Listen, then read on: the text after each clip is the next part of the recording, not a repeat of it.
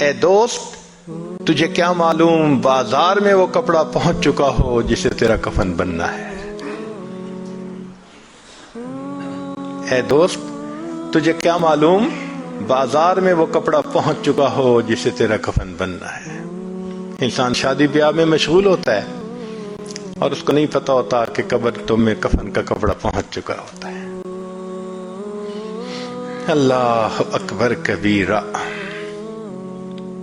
ایک آدمی کو دشمن نے قتل کیا اور نہر کے اندر ڈال دیا. کئی دن اس کی لاش نہر کے اندر ہی رہی تو پھول گئی.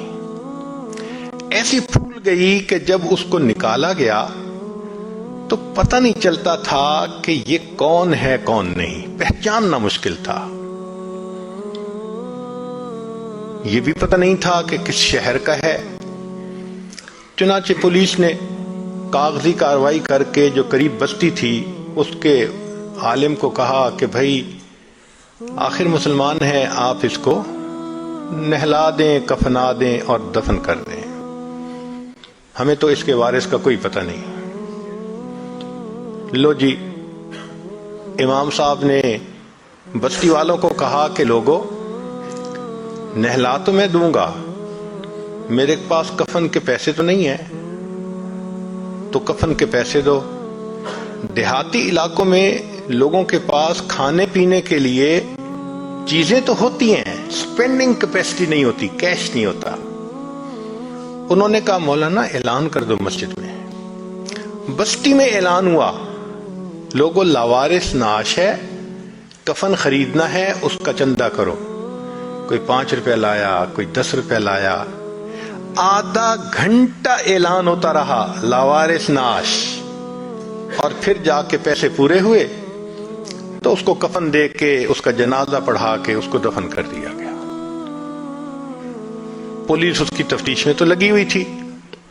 3 مہینے کے بعد کیس کی حقیقت کھلی تو پتہ چلا کہ وہ ایک علاقے میں ایک پورے گاؤں کا نمبردار تھا اور اس کی 4 مربع زمین تھی جس میں فروٹ کا گارڈن بنا ہوا تھا. کروڑوں پتی تھا، کروڑوں روپیہ اس کے بینک اکاؤنٹ میں تھا اور اس کے 4 جوان العمر بیٹے تھے.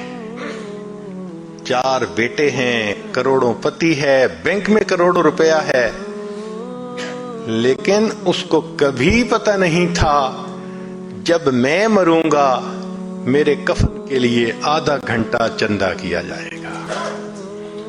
وارث مان نہ کری وارثاں دا، رب بے وارث کر مارتا ہے.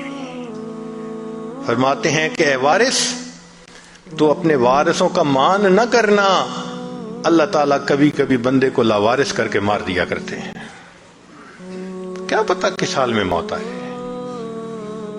اس لیے نبی علیہ السلام نے فرمایا کن فی الدنیا کأنک غریب او عابر السبیل.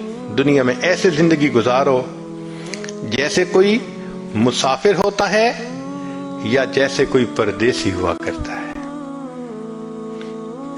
جو پردیسی ہوتے ہیں نا ان کے ذہن میں ہر وقت ہوتا ہے ہم نے واپس جانا ہے.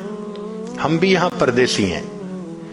ہر وقت یہ سوچ رہنی چاہیے کہ ایک دن ہم نے واپس اپنے وطن جنت جانا ہے. مگر غفلت آ جاتی ہے، اور غفلت بھی کیسی کہ بندے کو مرنا یاد ہی نہیں.